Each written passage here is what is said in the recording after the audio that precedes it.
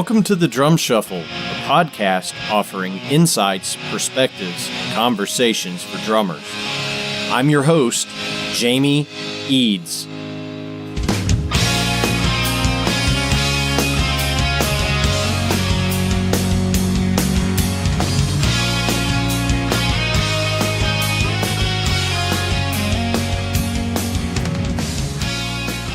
Hey guys and girls, how's everybody doing this week? Welcome to the Drum Shuffle. Jamie Eads joining you as always.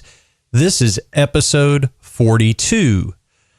Absolutely excited to have Bernie Dresel joining us today. Of course, Bernie is the leader of the BBB Featuring Bernie Dresel these days. Spent 16 years playing in the Brian Setzer Orchestra. Just a phenomenal jazz big band drummer. He's going to be joining us here in just a second after this message from our sponsor, Los Cabos Drumsticks. The best kept secret for drummers is finally out. Los Cabos Drumsticks may look like the sticks you grew up with, but these are not your father's drumsticks. Los Cabos Drumsticks is Canada's #1 drumstick brand, and they are coming to a retailer near you. With operations in over 28 countries worldwide, thousands of drummers have already discovered the Los Cabos difference. Using FSC certified wood from Canada and the US, Los Cabos make the finest quality drumsticks, percussion tools, and accessories on the market. The best news, Los Cabos Drumsticks offers you a ton of choice. They have 22 individual drumstick models and 14 percussion tools, many of which are available in 3 different wood types: maple, white hickory, and red hickory. Red hickory comes from the center or heart of the hickory tree and has been independently proven to be both stronger and more elastic than white hickory without adding a lot of weight.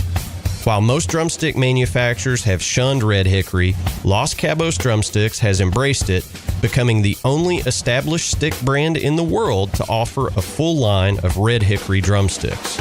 To learn more about Los Cabos Drumsticks, visit them online at loscabosdrumsticks.com, follow them on Facebook, Twitter, or Instagram, and don't forget to ask for Los Cabos Drumsticks at your favorite retailer.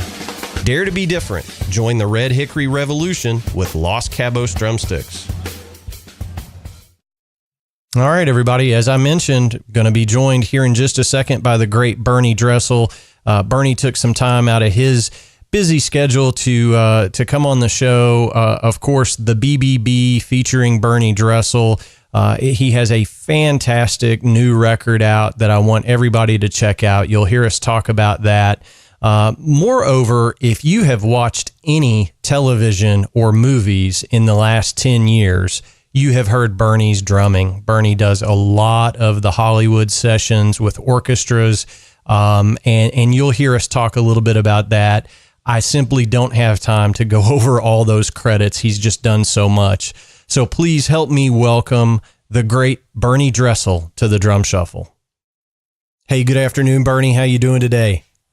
Hey, Jamie. Thanks for having me on your show. I'm excited to talk to you and have others hear us talking. Well, I'm excited to have you on my show as well. Let me just tell you that. I've been such a fan of your playing over the years, and I have had the wonderful opportunity to hear the new record, Bern Bern Bern, and folks, that is spelled B-E-R-N, Bern Bern Bern. The BBB Featuring Bernie Dresel, just a great record, Bernie. And we're going to talk about the record, but typically what I like to do with our guests is start at the beginning. Tell us how you got into music and how did you become a drummer to begin with? Yes. It might be a similar story to some other drummers out there because a lot of things start with the Beatles, if you're the right age. Yeah. And Ed Sullivan. But for me, it goes back just a little further than that. I was born in 1961, and Beatles were on Ed Sullivan, which was huge, for a lot of musicians and drummers, and as a launching point of, ooh, that looks like fun. I want to do that. Now, keep in mind, when they're on Ed Sullivan, I'm 2.5 years old almost. So it made a big impression, and I was aware of them at that point already. My grandmother had bought me Meet the Beatles, even around that time. Oh, yeah. For my record player, my phonograph. And, but it really started before that, in that my parents used to go on Sunday drives back when gas prices were 25 cents a gallon or whatever. And you'd go on Sunday drives in our 59 Cadillac convertible. Hot car. Yeah, it sounds like it. The baby. Yeah. But I was in the back seat, without any restraints, probably, back then, no baby seats. And they put the radio on, and I would pound the seat with my hands. And so I guess my parents must have looked at each other and said, "He's a genius. Look at him pound the seat." But so I guess I was showing affinity towards kind of moving to music early on. And my dad tried to take me in for drum lessons when I was 3 years old, 3.5, 4. They kept telling him, he's a little too young. Bring him back later. He kept trying every 6 months, I guess. And finally at 4.5, I took a trial lesson. Okay, we'll try it. But I was very quiet, very shy, and which meant I listened well. And the lesson went well. I guess I was mathematically kind of inclined, that I took to the quarter note idea, the mathematics idea about music, and it went very well. And they made the joke, you should have brought him in earlier. But that's when I started taking lessons at 4.5. So let's see, 4.5 is 1966. I mean, Help was already out, and I'd seen that Hard Day's Night and Help by that time. So I got a pretty early start, getting some toy guitars, jumping around, singing Hound Dog by Elvis, and again, this is that shy boy. So, but you put an instrument in my hand and I would go, wild, like the Beatles or Elvis. I'd be out banging trash cans in the backyard, singing at the top of my lungs, although you don't want to hear me sing now. But, so that's how I got my real, what you would call start. I got you. Okay. Well, I guess I'm curious, when did jazz kind of take center stage for you? Were you always drawn to that art form? I mean, you mentioned the Beatles, and obviously, rock and roll, popular music was bound to have been, a major influence in your life. But when did you, really start getting into the swing drumming, I guess? Yeah, I mean, the Beatles were so huge at that time. I mean, maybe second fiddle was the Monkees or Herman's Hermits, the British Invasion. But jazz, I didn't know anything about that. I probably heard Al Hirt on TV or something, or something like on Ed Sullivan, maybe a little bit. I don't really remember it that well. What I do remember is getting my first Buddy Rich record, and probably, I think it was released in 69, maybe 68, called Live at the Whiskey A Go-Go. Oh, yeah. Club here in L.A. And it was a rock club that Buddy brought the big band to the rock club, not a jazz club, and recorded that album. And was it a double album? I don't remember. It was a fold-out, though. Maybe not a double album, but it opened up. And hearing that, and it was rock music, meaning he was doing more rock stuff at that time. Not every tune, like Greensleeves was a 3/4 fast swinger, but there was more rock stuff on it. And I think that applied to the Whiskey A Go-Go.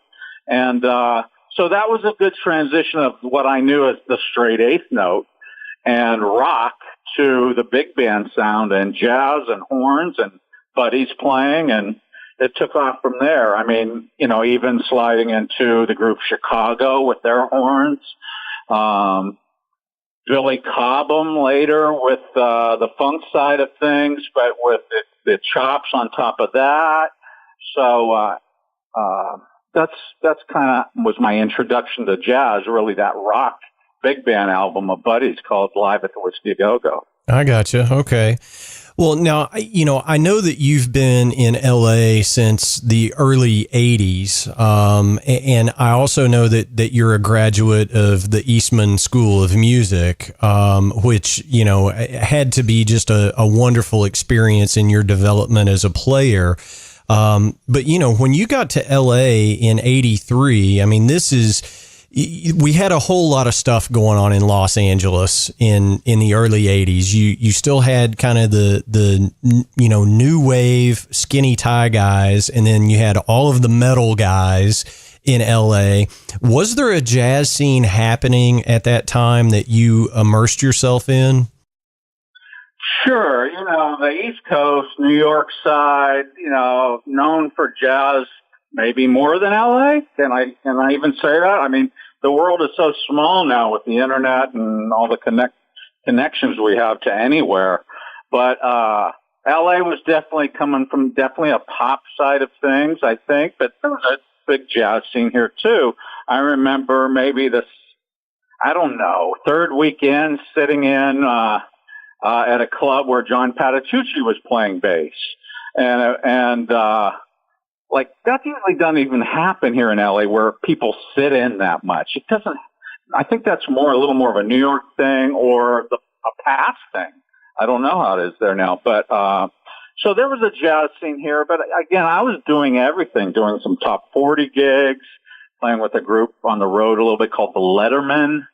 I went out with Maynard in 86, a few years after being here, after playing some, combination fusion gigs here in LA, the jazz gigs, whatever, that kind of led to some associations with some people from the band that got me on Maynard's gig in 86.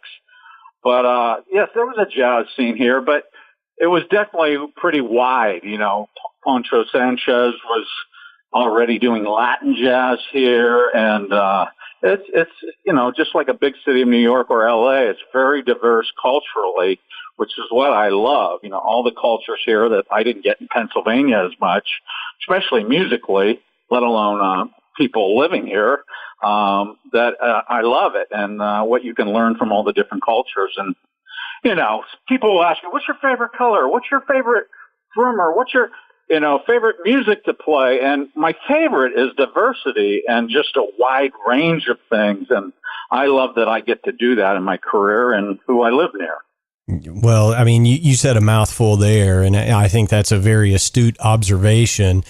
And I hate to jump around so much, but I would be remiss if I didn't, talk about the gig that I guess, dare I say, really put the spotlight on you. And that was, and I want to say you joined the band probably 91, 92, something like that. You were the drummer in the Brian Setzer Orchestra for many, many years. And you guys won 15, many Grammys. I want to say 3 or 4 million records sold. I mean, obviously that was, it was a big band gig, but it's Brian Setzer. So you had, the definite rock and roll thing going on as well. Talk to us a little bit about that gig, because I know it was a pretty special time in your life. Yes, and it was like the end of 92 when I joined, and I finally stopped doing it about 10 years ago, 2007, and he's still going strong with the orchestra. But I did it for 15 years. And yeah, I remember I was involved in some smooth jazz stuff at the time and some different things. And I got the call from a sax player that I'd worked with a lot with, Keiko Matsui. He lived 3 doors down from Brian Setzer in Santa Monica. And this saxophone player, Mike Acosta, they would have jam sessions. I never went to them. They never asked me. But I just wasn't in that scene with that. But Brian walked by, heard them playing, said, "Hey, can I sit in?" And they went, "Sure, go get your guitar." Okay. And they're kind of half laughing, probably like, "Oh, this rock guy, just want to try and play jazz with us." And Brian can play, and he's diverse too as far as jazz and rockabilly and rock. And so he held his own big time. And after that was over, they go, "Hey," Brian said, "Hey, I've always thought of adding like a big band to the Stray Cats. We talked about maybe doing that once on the Tonight Show with Johnny Carson with Doc Severinsen's big band. Do you think you could put something like that? Help me put that together, Mike?" And so Mike called me, and there were 2 gigs, and I couldn't do it. I was working already, and I didn't bail on the gig I had. And, Mike said, "Hey, there's this guy from the Stray Cats doing a couple big band gigs." He didn't play it out too hard. It was just a couple of gigs. Who knows? Could end right there. I'm already working. It's hard for me to get out of that. So they did 2 gigs with a drummer named Dave Dirge. So Dave's a great drummer and a great jazz drummer. And they did a couple gigs without me, and then they went well enough where Brian said, "Hey, let's try it again. What about that other drummer you were going to call that couldn't do it? Let's try him." So I thought to myself, Dave's great. Why are they calling me? Why don't they just stay with him? And maybe he approached it too jazz. Brian comes from Elvis Presley, rockabilly, Stray Cats.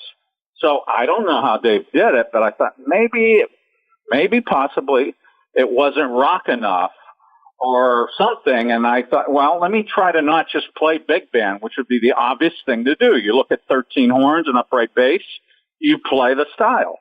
So I approached it a little different out of the gate.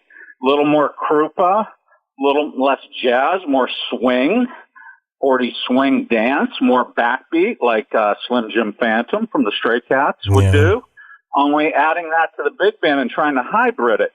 So it worked, and he stayed with me.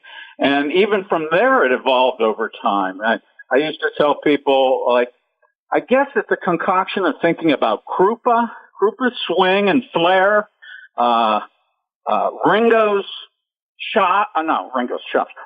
groove, and that thing, or Steve Gadd's groove, and Keith Moon's unabashed energy, and throw that all into a blender, and maybe a little Buddy Rich chops in there coming from the big band thing, and put that together to create something new.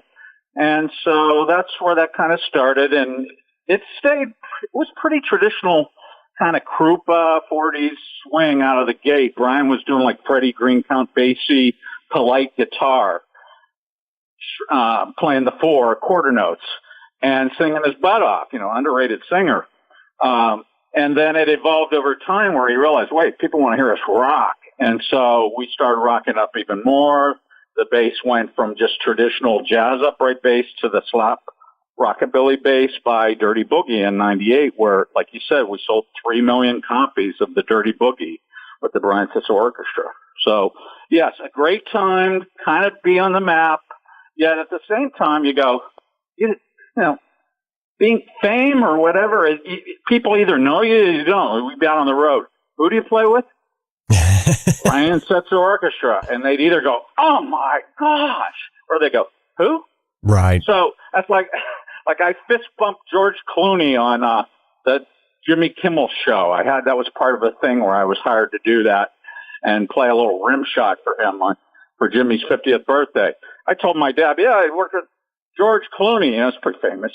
Of course, he didn't know who he was. Who's that? So, people either know you or you don't. I did get some notoriety from it, but it was in a certain circle, and Well, I mean, I'll just say this, Bernie, everybody knows you. Nobody knows me. So, but during that time, I remember. I'll tell them about you. But, during that time, kind of, like you said, the Dirty Boogie record, I want to say 1998, I think you may have even mentioned the year, but in 98, 99, that's kind of when I was on the road with my, most successful band, and you guys were everywhere. You could not turn on a TV or a radio without hearing Brian Setzer Orchestra. It was just amazing. It was just like this, it was a cultural phenom. It really was during that time. Yeah, and there was a whole swing movement with about 4 or 5 other bands that were kind of doing some different things, like whether it was Big Bad Voodoo Daddy, or Royal Crown Review in the movie Mask, or Cherry Poppin' Daddies had a video on MTV. Remember them? Yes. So it wasn't just us doing this, thing that no one else was doing. I mean, no one else was doing a big band. It was unique, and it was Brian Setzer coming out of the Stray Cats. But there was like a little movement. In fact, it's interesting, like on Modern Drummer, Bernie, you're going to be on the cover oh, wow, great. Along with 4 other people, where they'll just put your names and a cartoon of a drum head. And like, I always see cover boys on the magazine. It's like, oh, I'm on the cover. Oh, they're not using my picture? But because it was like, it wasn't just us. There was a little movement of the thing that kind of propelled it too, because, at that time, like you mentioned, or we both mentioned the year 98, Nirvana was big, and Seattle grunge, it was just coming, we were just coming out of that. People were going, Brian Setzer, what are you doing? A big band? Horns? That's not grunge. What is that? Right. And that's how you do something, create something new, that by doing stuff that other people aren't doing, and that's where that came from. And I think we did one record for Hollywood Records, and it did okay, maybe 100,000 copies. Then we did a second record, Guitar Slinger, did better, 200,000 copies in 96. And I think it was about, okay, here's your next record, and this is Do or Die with Interscope. And we had Jump, Jive, and Wail on there, and that drove it as a big hit, and suddenly 3 million sales. And if that wouldn't happen, he might have put the big band to bed at that point. But today, oh my gosh, 100,000 records, 200,000 records, that's a lot. Yeah. Back then, I think probably breaking even around 1 million sold or something after all the press that goes into trying to work a record and things. So, that was kind of the things that happened along the way there. And we were in movies like The Mask Meaning the Song. I think we were on Beverly Hills 90210 an episode, or The Nanny, and things like that, where we're actually on camera. Or I'd walk down the street in Japan and people would, recognize us. And that was strange, meaning that didn't used to happen, when I went to Japan. So, because we were on TV a lot. So, appearances and things like that. So, that was going on, and it was very exciting. Well, without a doubt. Now, you jokingly said they didn't put my picture on the cover of Modern Drummer magazine, but you know what? I'm going to give you props because I know that you were best big band drummer in the readers poll. So so Bernie got the last laugh, right? So I guess so. And it's interesting too. Speaking of covers that are interesting that happened, Brian and the Brian Setzer Orchestra got the cover on Downbeat magazine. Now, Downbeat's a jazz magazine. We weren't jazz. I mean, there's 13 horns, but that was the tie-in to and the swing groove of it, that they even thought, this is such a big thing, and let's put him on the cover. He was like in a swimming pool in a suit, with his guitar, like in Hollywood or something, And so we were on the cover of Downbeat magazine as a band, and gosh, I don't think that would happen now. But no one would have thought what we did as a band with a big band would get that big like that. But it wasn't jazz. That's part of it. It was vocals and Brian's rockabilly guitar that came out of the Stray Cats, and the swing movement that was happening as a culture thing right at that moment.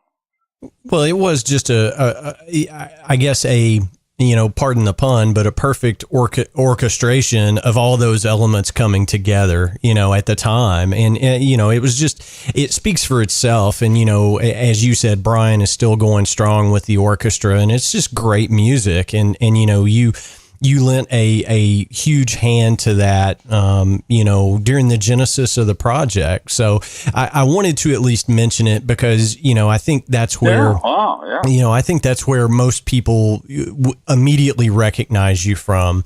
Now, Bernie, I want to make sure that we talk about this fantastic record that you're working right now. And we talked a little bit about working a record and how hard it is to do in this day and age in the music business. But I listened to it over the weekend. The record is called Bern Bern Bern. And again, it's BERN, folks. So when you go to look for this, but it's the BBB featuring Bernie Dresel. And Bernie, I want to say right off the from Jump Street here on this, every musician on this record is just the A-list guy on whatever instrument it is they're playing. So talk to us a little bit about putting together the BBB and doing this record, because it's incredible. Well, thank you. Yeah, and again, this is, even though like 98% of big bands in history have had the word big band, like the Woody Herman Big Band or whatever, the Joe Schmo Big Band. And I made sure big band wasn't in the title. I thought, 2018, let's change it up here. That's why I call it the BBB Featuring Bernie Dresel. And BBB doesn't really stand for anything. It's supposed to be where the listener can create jazz-wise what he thinks it stands for. Either something funny, something real, something rude, that kind of a thing. Now, putting the band together, bass player-wise, like even in the album, I try to get like things that have come from my life and get personal with the album and with the band. And from the Brian Setzer Orchestra, I picked on bass Johnny Spaz Hatton, who's played bass with Brian from 2001 till now. And so it's not just upright bass. There is a little bit of that rockabilly slap bass, maybe in about 20% of the places, just to be a little different from just having it be upright bass or not electric bass. And but it's not rockabilly. This is more along the lines of the big band, drummer-led big bands of the past, whether it's Gene Krupa, Louis Bellson, Buddy Rich, where it features an instrument called the drums. So people like the drums, as you know.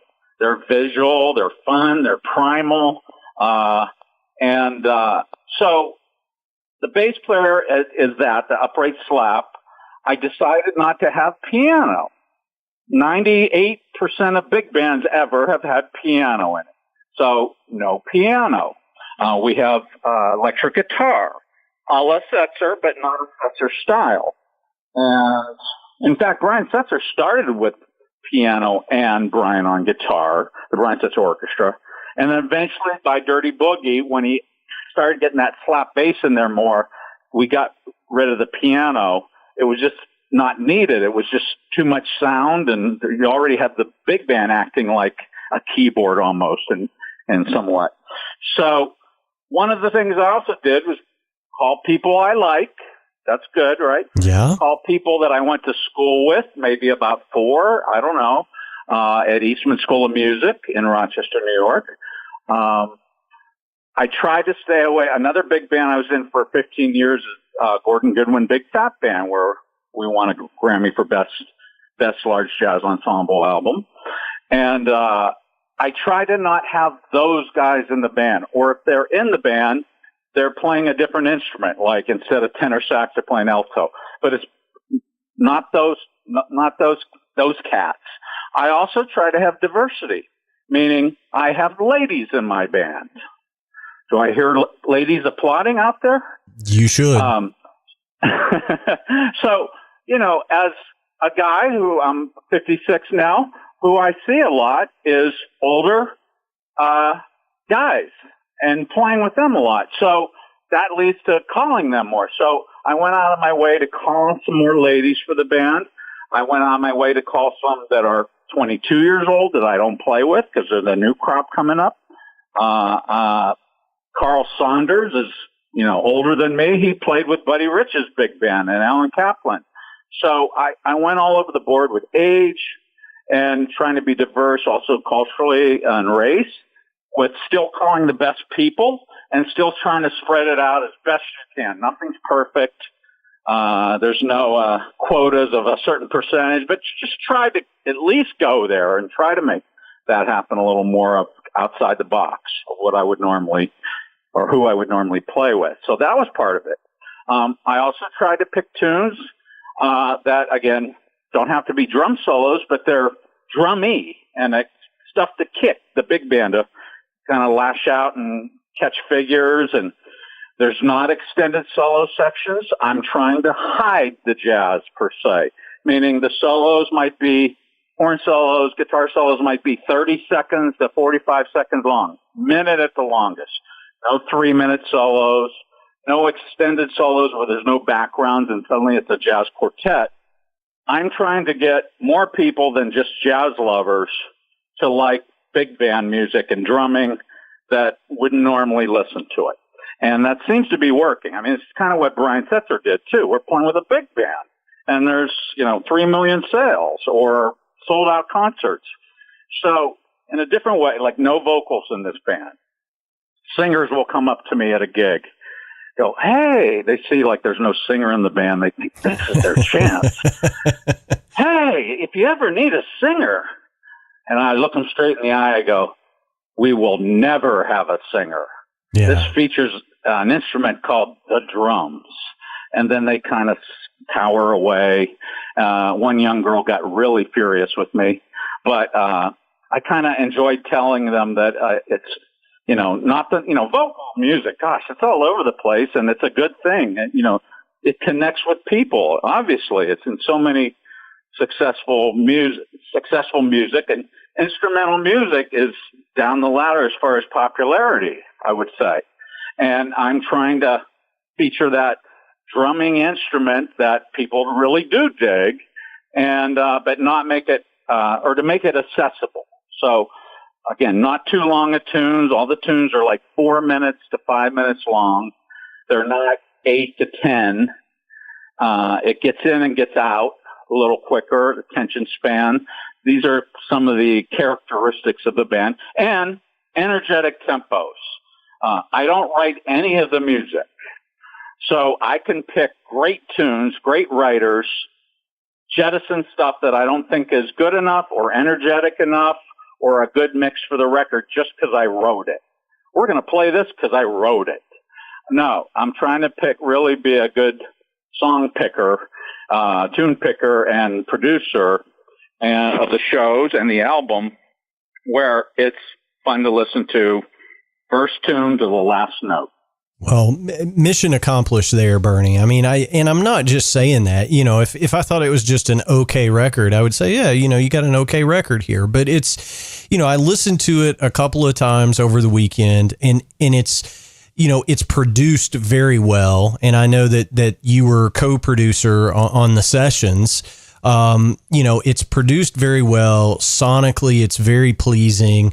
And you talked about it being instrumental music and saying that instrumental music isn't as popular, but it's a throwback to a different time. I mean, it was certainly before my lifetime, but in the 40s and 50s, this is what you heard on the radio. That's right. It was the pop music of the day. Yeah, it really was. So it's got this really cool vintage vibe to it.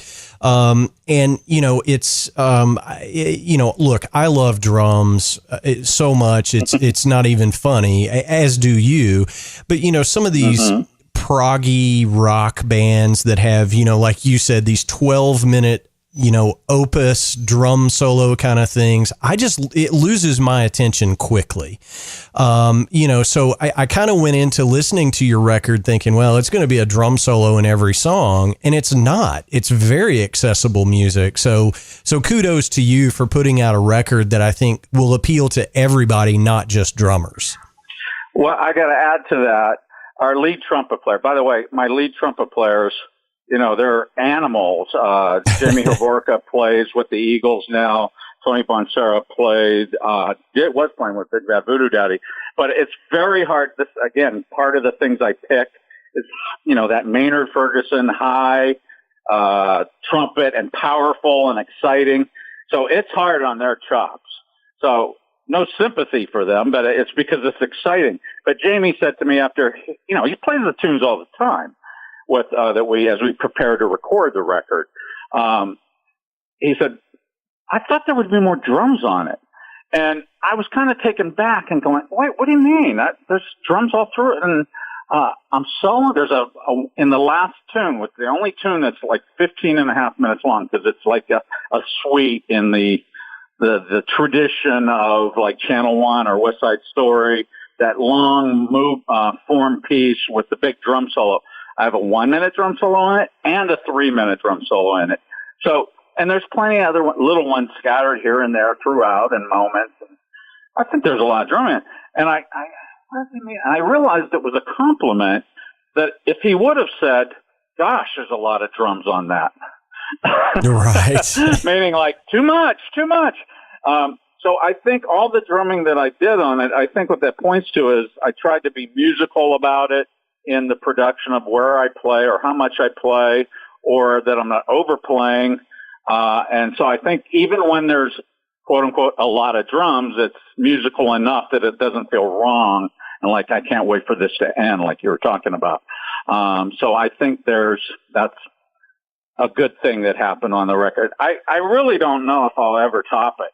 This is our second album. The first one was called, we did live, called Live in Bernin, where we play a lot in Burbank at Joe's Great American Bar and Grill. We recorded that first album, Live in Bernin, 18 tunes, no fixes, picked the best 12, made a record of it.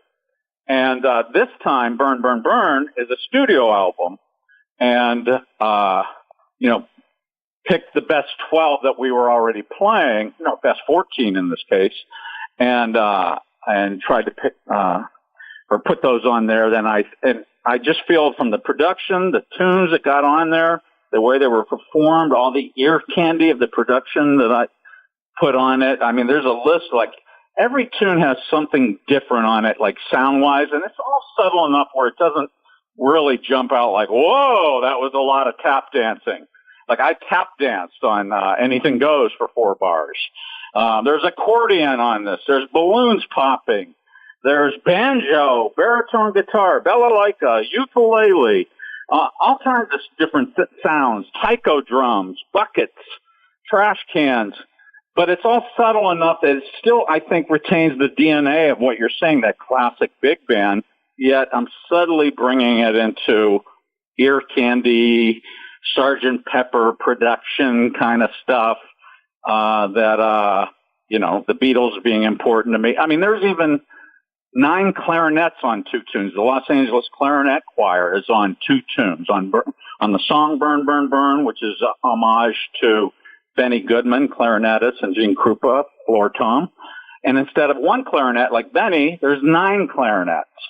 And so there's a lot of quote-unquote ear candy sprinkled throughout that I think if you just heard a couple of tunes, you wouldn't get the whole album. I feel it really starts with the weirdness of that first introductory 2-minute tune all the way to that last 15-minute tune with the surprise ending that takes you on a journey that actually is a throwback to the idea of an actual album, not just singles. Oh, I can spit out those words, can I? Yeah. I mean, but I mean, good for you that you saw this as an album, because it is becoming a lost art form in modern music. Everybody just wants to get their single out to, Spotify or YouTube or whatever. And it's never really, I'm one of those guys. I still like my stuff in physical form. I mean, it's great to hear it on your phone and in your car and all that, but I don't feel like I own music until I have, in this case, either vinyl or a compact disc, so that I can look at the jacket, I can look at the liner notes. Those are the things that are important to me as an old school guy, or an old soul, I guess. But, so kudos to you for seeing this as a fully realized, album, and not just, hey, here's the new track off of my album. Yes. Well, thank you very much. I put a lot of thought into this over the time about how it could work. I mean, there's even 3, I'm a drummer. There's 3 ballad sections on this record.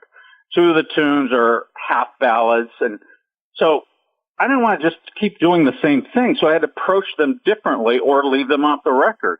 Too many ballads for the drum record. But like the first ballad, Body and Soul, which is my wife's favorite tune, that's a personal thing. She even plays in the LA Clarinet Choir, so I got her on the album for a couple of tunes. But Body and Soul, the typical ballad, brush ballad. Well, I played it on a 20-inch Craviotto B snare. I call it 20x4.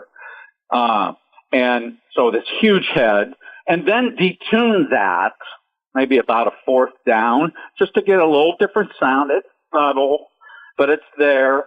The next ballad, I use like mallets on it on Early Spring, where it's almost like a pseudo rumba, or I use regular mallets on the toms, and then I did a little overdub for the studio album, like a Ringo with the towel over the floor tom, Sun King. Just kind of underneath that all, treated that ballad different.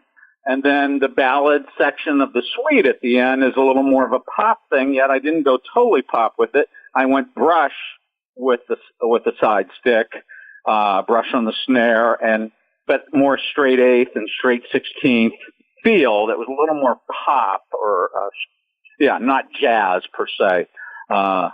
So there's different things where I really thought it through to have variety or leave it off the record and introduce sounds. Like I introduced loops into this on like maybe the 10th track in onto The World is a Ghetto. There's some percussion loops and guitar and keyboard loops. And then I bring in a loop on another tune, or that one's first, actually, where it just is on this unison section. But this whole album, too, kind of stemmed from, this is an interesting thing, the other producer where we co-produce is Gary Reber. And he produced Buddy Rich's, I almost want to say last concert video, but not the last time he was ever filmed or playing. It was 2 years before his unfortunate passing. It was called Live on King Street, and I think it was retitled The Lost West Side Stories Tapes, Channel 1 Tapes, or something like that. Gary produced that, worked with Buddy hand in hand to put that on, and I met him, about 7 years ago, and he's the co-producer. So having him involved in it, I forget what I was even getting at about it. But is the co-producer, and I know the audiophile aspect of it. He has a magazine called Widescreen Review, and it's about home theater and this kind of thing.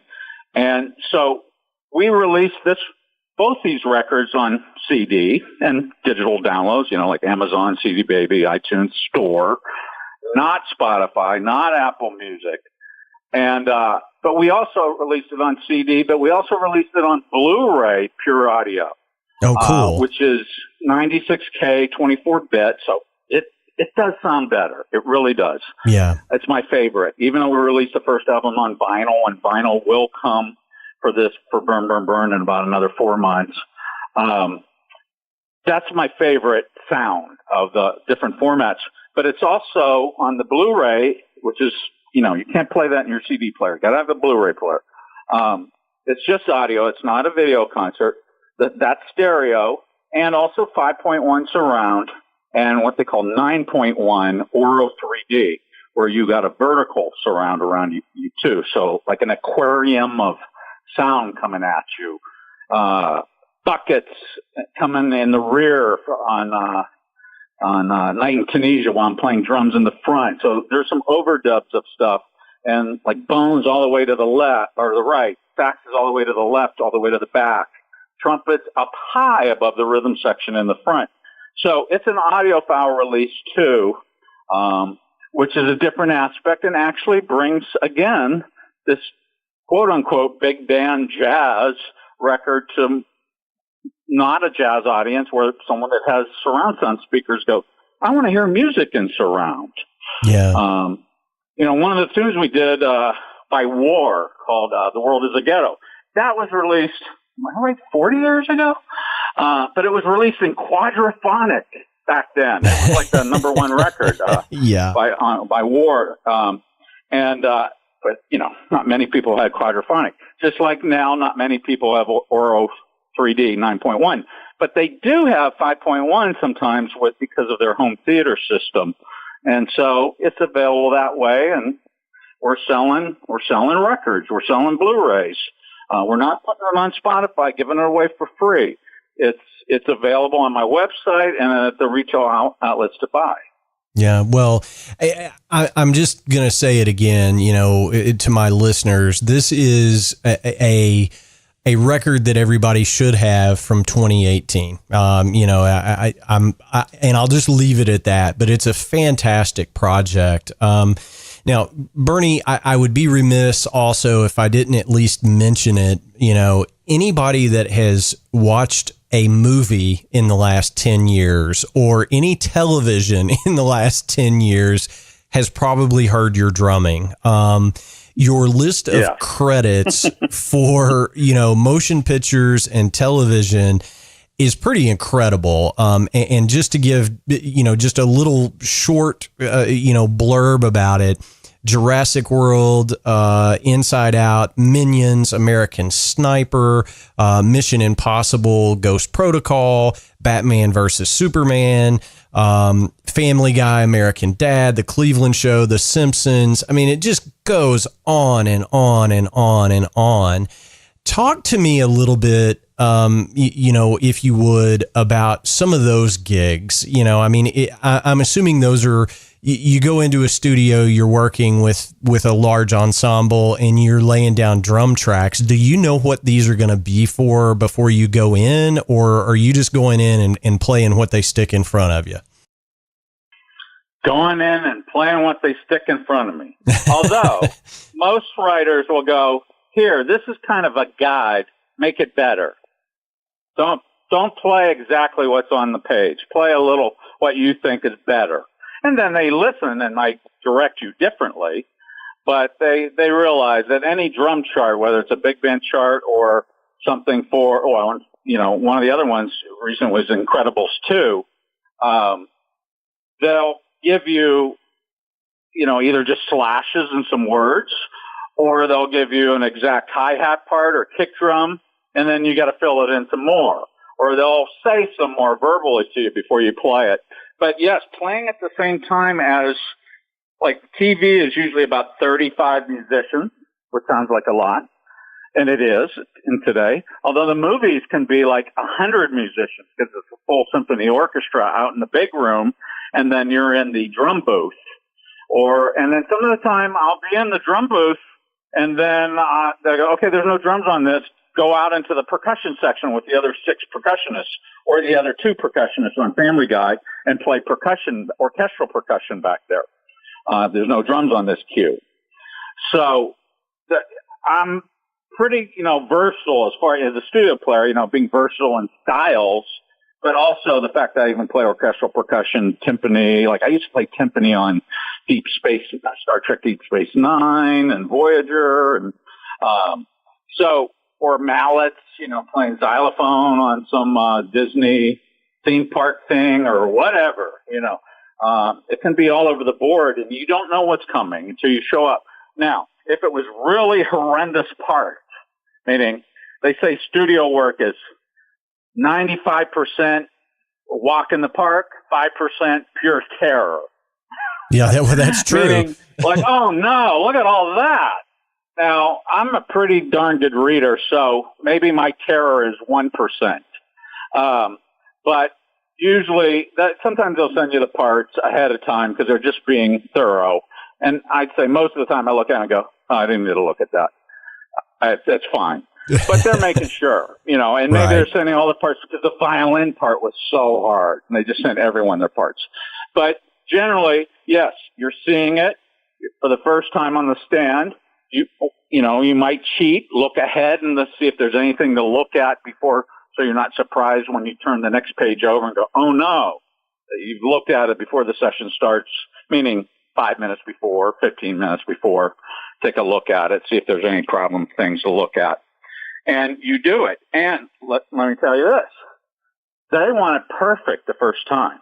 Oh, of course. And the first time, meaning they want to see if they want to change anything or if they wrote a wrong note.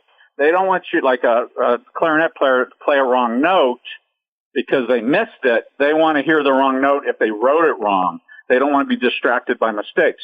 That being said, we're all human. They know that. You just got to hit a very, very high batting average. Now, if you're brand new in the studio, like you're getting your first shot at it with this 100-piece orchestra, you make a mistake there and you're the new guy or gal, they're worried. Are you going to be the, are there more mistakes to come? Did we call the wrong person? So there might be little extra eyeballs on you at the beginning. once you're there a little while, you might get a little benefit of the doubt for an oops moment, because we're human. But that being said, you're trying to play it as great as you can that first time. And the problem is you might have played it great, but now, all right, let's try and record it now. All right, now you got to get it right again. Or, okay, let's one more time. Or this section, let's get better. And you don't want to make mistakes on the previous times you got it right. So there's a little bit of pressure, and it just comes like a field goal kicker. You got to just have the nerves of steel, or psych yourself into it's okay, it's not a big deal, and let's kick this field goal now, win the game. So there's a little of that going on when you see the music. Yes. Well, I had to mention it because, again, your list of credits is just, it's incredible. It really is. There's no other word to describe it. Bernie, as we get ready to wrap up here, and I want to be respectful of your time, one of the traditions that we have here on the Drum Shuffle podcast is we always ask our guests for a good piece of advice for other musicians, and it can really be anything you want it to be, but your career has just been so legendary. Share with us a good piece of advice that we can take out there in our day-to-day lives. Well, I have so much advice. The question is how to narrow it down. I mean, one of the things about reading is just to be able to, be comfortable with that. The thing is, there's a joke. How do you get a guitar player to turn down? You put a chart in front of him, meaning he's going to not be as loud and as sure of himself because now he's being careful. When you're reading, especially, you have to make it sound like you're not reading, meaning reading music. You have to play strong, like even the first time through a chart. I've never seen this before. Like you played it for years and have that kind of unabashed confidence and energy and like you own it immediately. No excuses because this is the first time through it. So, you got to be that good person. It's real easy, to complain about things on gigs, and sometimes rightfully so. What? The food's not ready on the break? It's so, or the hotel rooms aren't ready. We got to be in the bus an hour longer. Things will not always go perfect. Sometimes you have to speak your mind and say, well, this is supposed to be this way. But you got to pick your battles when it comes to that. So you're not the bad guy always pointing out things that are wrong. You got to stay positive. It can be a very tear-jerking thing to try to be a musician and try to break through, and it's not happening quick enough, or that you're something didn't go well, and you got to just learn from mistakes, get better. This applies to anything non-music too, and keep moving forward and positively, and try to keep getting better. I think even Buddy Rich said, someone asked him, do you feel like, okay, you're there, you've made it or whatever. And you can't, like he said, you can't ever feel that way. You have to keep trying to get better in every way in your life and music, playing. Because if you don't, it's over. You have to just keep striving to be better than you were the day before in all aspects. So that's really important. Never give up. Sometimes people say, Bernie, did you ever feel like giving up? And it was never an option to give up. But you do have to be self-assess, are things working out? Is there positive things enough to keep going to be a professional drummer or musician or whatever you're doing, that it's not a false idea of your real abilities. And if it's just about trying to get in the right places and get better and keep trying to play with the best musicians you can play with so you can keep getting better. And, one gig leads to another. So, at the beginning, you got to take the stuff that doesn't pay as well or doesn't pay at all, or you hate this music. I think they say you want to try to do gigs at 1 are great music. 2, have great players. 3, pays well. There might have been a 4th one, but I mean, if you can get 2 of those 3, then you should do it. But, you know, at the beginning, okay, 1 of those, or just the fact you're even getting to play, obviously. But by the end, you want to try to have it all, you know, that it's all, you're getting all those positive things. And, you know, I've never been afraid to quit a gig. I quit Brian Setzer after 15 years. I quit the Gordon Goodwin's Big Fat Band after 15 years. I kid people, I'll quit my gig, the BBB featuring Bernie Dresel, after 15 years. I keep trying to change it up going forward, create new things, not stagnate. It's really easy to get tired of where you are musically or a gig. And, you know, but, you know, there's a lot of musicians. We're not all working as much as we'd like to. So it's a tough thing to quit a gig.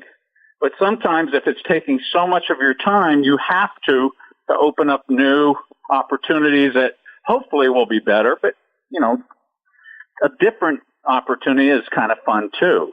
You know, it can be stressful, but it's good to like change it up and widen yourself if you're able to. Okay. See, I could keep giving advice. Well, I mean, but it's all great advice, Bernie, and we certainly appreciate it. I mean, it's good stuff. And, you know, I'm going to go ahead and extend the invitation. You are welcome on this show anytime. We've got to have you back soon. I know that you've got some gigs around. I know that the Grammy season is upon us, and I am certain that your record is going to be considered heavily by the Recording Academy for honors at the 61st Grammy Awards. So we'll be looking for you on that show as well. But come back and talk to us and keep us posted on what's going on. Sound like a deal? Yes, I'm so glad to be here. I love talking to you, Jimmy. Thank you so much. I forgot one thing. We told people the name of the record and the spelling of Bern Bern Bern. We didn't tell them how to spell my last name. It's actually easy to misspell it. There's 1 S in Dresel. So Dresel, if you're looking to find more information about me, or my website, berniedresel.com, it's 1 S in Dresel. And in the band title. Yeah. And I will make sure that we are linked up to you appropriately from thedrumshuffle.com as well. Bernie, thank you thank you so much for your time, and we will talk to you very, very soon, sir. All right, Jamie. Thank you so much, and have a great time out there, everybody. All right. All right, we'll see you, Bernie. Okay. Bye-bye. All right, everybody, that is going to wrap up episode 42 of the Drum Shuffle. We really do appreciate all of you listening in. We simply can't do what we do here without all of you tuning in every single week. So please keep doing that. To that end, hit the subscribe button on whatever platform you're using to listen in today. We don't want you to miss a single episode. We have great guests coming up over the next few weeks. Next week, I'm going to be joined by Tyler Zarzika. Tyler has just wrapped up a tour with Noah Cyrus and heading back out on the road with Kiara. Tyler has such an inspirational, great story. You're not going to want to miss that, I promise. We have some other just phenomenal drummers lined up that I can't confirm or deny at this point. But if you send me an email at thedrumshufflepodcast@gmail.com, I might give you a sneak peek. We love hearing from you, so keep those emails coming. Our web address, of course, is thedrumshuffle.com. You can find more information about me over at jamieeads.com. If you are listening to this episode the day it comes out, that it's published, I will be on the lake in Tennessee with some of my band brothers, attempting to catch as many striped bass as our boat will hold. So send a good thought out into the universe that I'm smiling from ear to ear, holding about a 15, 16 pound striped bass. Thanks so much for tuning in. We'll talk to you next week. So until then, may your head stay strong and your sticks never break. Cheers.